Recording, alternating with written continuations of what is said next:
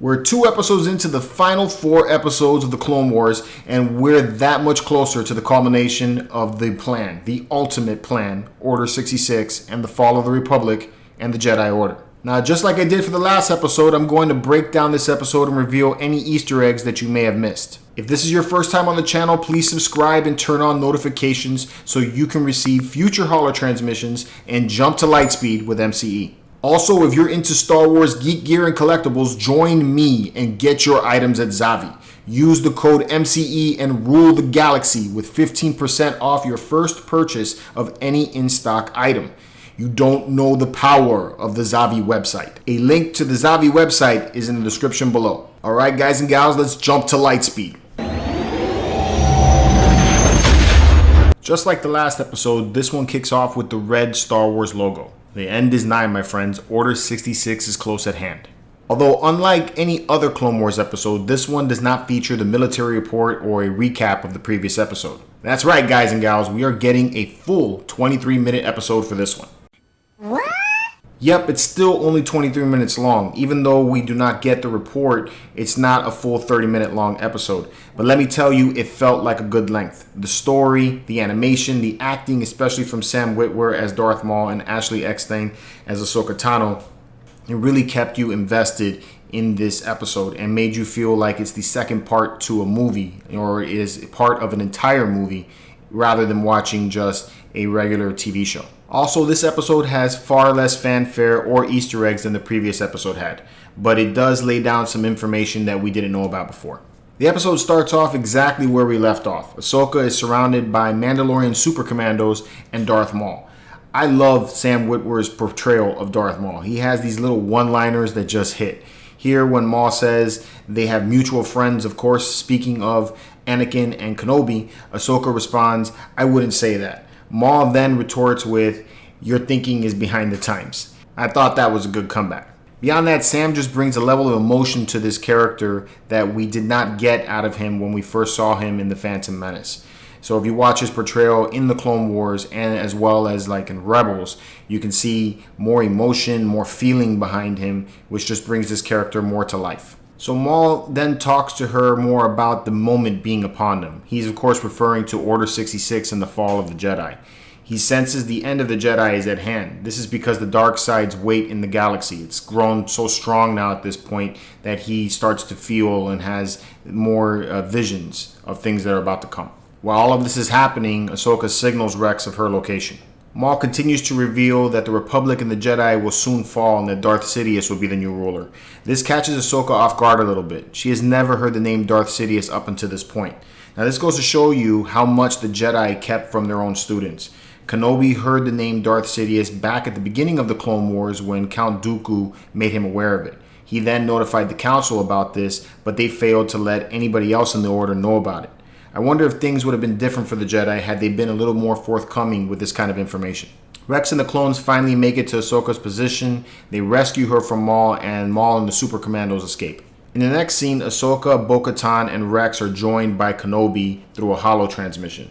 Now, Ahsoka then asks Kenobi about Darth Sidious, and he finally reveals to her that the Council has known about him for some time and suspects that he has been behind the entire war, playing both sides. He then says how Count Dooku could have provided more information on this, but that he's now dead and at the hands of Anakin of all people, which shocks Ahsoka a little bit, but not so much because, he's a Sith, so in her mind it probably rationalizes that he had no choice. Ahsoka then asks for more men to lead the attack against Maul, but Kenobi says he can't because he's being sent on a mission to capture Grievous and Utapau, and that Anakin has been asked to spy on the Supreme Chancellor. Ahsoka recognizes how this is sneaky and that it would be uncomfortable for Anakin given the relationship he has with the Chancellor. Now here is a real good example about how far the animation has come over the years the Clone Wars has been out. I know that there's not a lot of intensive action here, but the facial expressions and the mannerism and movements that Ahsoka is portraying here shows her maturity at this point. If you look back at the beginning of the Clone Wars, you didn't get this level of realism out of these kind of characters. This, in my opinion, is movie level animation, something you expect to see from like Pixar or Disney from a movie that you would see in the theaters. So all of this here establishes the time frame where they are in the Revenge of the Sith movie. So this is probably just before the midway point, Anakin has already defeated Count Dooku, and the initial battle of Coruscant has already completed. Kenobi has already been given his orders, has probably already spoken to Anakin about his secret spy mission against the Supreme Chancellor, and the conversation there is already completed. So Kenobi hasn't yet left Coruscant. When Ahsoka reaches C-Deck, she finds a bunch of dead troopers except for one, Clone Trooper Sterling. So Clone Trooper Sterling lets her know that ARC Trooper Jesse has been captured because he's older than the rest of the troopers and he probably has more information. So on a side note, Jesse's one of the troopers that I would like to see a figure get made of. His helmet design is pretty cool. I really like that he has the tattoo on his face. I think that's really dope. And he's an ARC Trooper. You know, ARC Troopers are badass. So definitely something that I would like to see get done. Just some information in case you're wondering, or if maybe Disney's listening. So in the next scene, Maul has Jesse detained by Gar Saxon and the Mandalorian Rook Kast. Yeah, I found out her name. Rook Kast is one of the super commandos, and then she was also one of the people that helped break Maul out of his imprisonment. Maul dispatches Saxon to deal with Almec, and then Maul talks more about the grand plan of Darth Sidious to Jesse and how he played his part but was cast out, but he survived. In the next scene, Ahsoka and Bo-Katan go to the prisoner level to find Almec and confront him about Maul's escape plan. Almec reveals that Maul's intention was never to escape, that what he wanted to do was lure Kenobi and also Skywalker to Mandalore.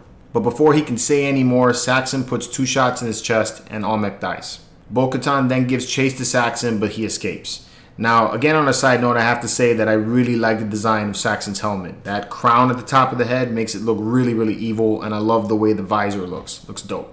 In the next scene, Saxon returns to Maul, who is speaking to the other members of the Shadow Collective, and tells them to go into hiding. Among the members here present are Marge Krim, that's the leader of the PYKE Syndicate, Zaitan Maj, who's the leader of the Black Syndicate, and then Dryden Voss, who's the leader of the Crimson Dawn Syndicate. Now, if you've heard the name Dryden Voss before, that's because he is the main villain in Solo, a Star Wars movie played by Paul Bettany. Maul then turns to address the Mandalorians, and he then lets us know how Saxon and Rook liberated him from his imprisonment by Sidious and Dooku. That's something that has been kind of a mystery up until this point. He then tells the Super Commandos how they will not live in the shadows, and they will die in glorious battle as warriors, which is right in line with the Mandalorian way. This is the way. This is the way. This is the way. In the next scene, Bo-Katan talks about her dislike of the Republic occupation as they look over the Republic troopers kind of policing the Mandalorians. So this scene establishes a setup for what's to come, right? So the clones are about to get issued Order 66 and thus becoming the Empire, and now Mandalore will be controlled by the Empire. As they're walking and talking, it's interrupted by Maul waiting in the throne room with the captured ARC Trooper. Maul then frees Jesse and returns him to Rex, and the Super Commandos begin their attack outside. Maul and Ahsoka have a little conversation about the fall of the Republic and how Darth Sidious is behind all of this. He tries to lure her to the dark side and to join him to defeat Sidious. Ahsoka agrees, and for a moment, I was wondering how this was going to play out. But Ahsoka has a condition for joining Maul. She wants to know what Maul wants with Anakin Skywalker. And Maul reveals to her that Anakin has been being groomed to become the new apprentice of Darth Sidious. Of course, Ahsoka doesn't believe this and ignites her blades, and a fight between Maul and Ahsoka commences. Now, something cool here that happens just before the battle starts. Maul ignites his lightsaber and then shows it right in front of the camera, and you get to see the new double-bladed lightsaber that he has, which is cool. It has, part of it is the original lightsaber that we've seen from the beginning of the Phantom Menace, but the opposite side has a new grip, a new emitter, and then has a vented area there, which looks pretty badass. Now, the fight here is pretty cool with a lot of awesome transitions, but there's one point where a pause happens. Ahsoka loses her lightsaber and then pulls it back with the Force, but then she turns to Maul and tells him, "You're lucky that Anakin didn't show up."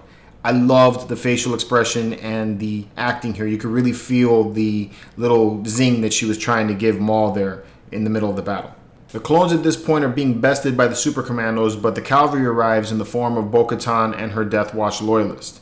They beat back Gar Saxon, and who then asks Maul for help, but Maul tells him to die well. At this point, Ahsoka catches up with Maul, and the two of them continue their battle at the top of the dome. Maul then bests Ahsoka and gives her one last chance to join him. She refuses, and he moves to attack her, but she counters and then sends him falling from the roof. But rather than to let him fall to his death, she reaches out with the Force to save him.